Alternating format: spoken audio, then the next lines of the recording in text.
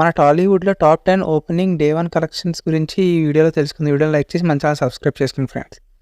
Number 10 Radhe Shyam.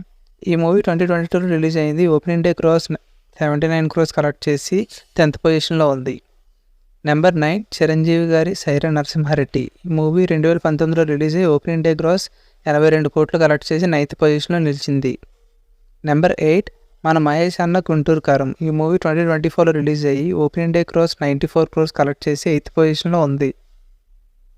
And 7th పొజిషన్లో మళ్ళీ ప్రభాస్ అన్న సాహోతో 2019లో opening day gross 130 crores collect చేసి 7th పొజిషన్లో నిలిచింది.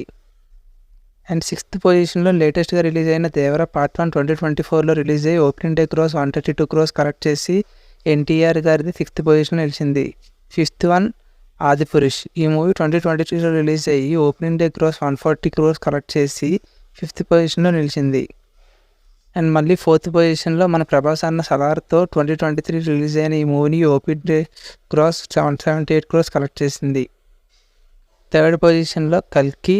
2024లో రిలీజ్ అయిన ఈ movie opening day gross 180 crores collect చేసి 3వ పొజిషన్లో నిలిచింది.